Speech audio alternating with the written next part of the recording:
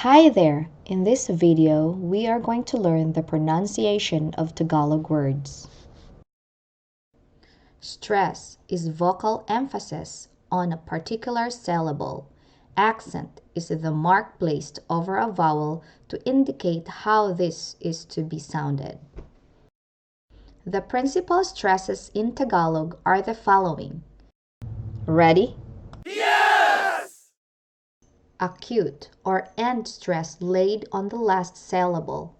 The accent used in the acute. Examples.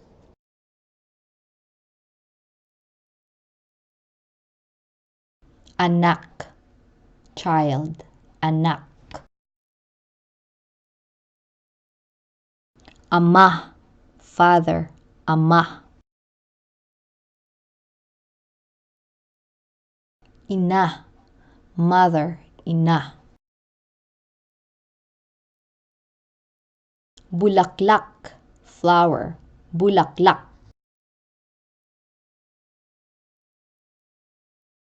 Malakas, strong, malakas. Penultimate stress, given to the syllable before the last. This video will use the acute accent also to mark this stress. Examples. Lalaki, man, lalaki. Babae, woman, babae.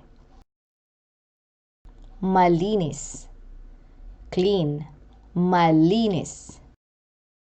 Mainit, hot, mainit. Tao, person, tao. Penultimate stress and glottal catch. The stress is also on the syllable before the last, but the vowel at the end is pronounced with a glottal catch. This is done by an abrupt closing of the throat. The accent is the grave and is placed above the last vowel. Examples. Puno, tree, puno. Kandila, candle, kandila. Pusa, cat, pusa. Bata, child, bata. Susi, key, susi. Acute glottal. The stress is on the last syllable, which is pronounced with a glottal catch. The accent used is the circumflex and is placed above the last vowel. Examples.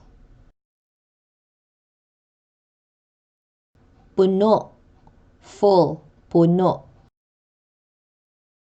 Sampo, 10, sampo. Tuka, big, tuka. Ginto, gold, ginto.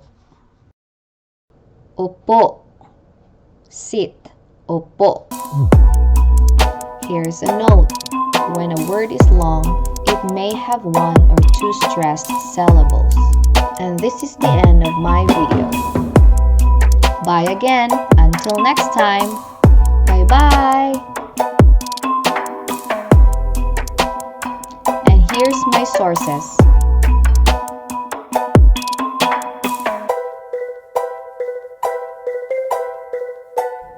Thanks for watching.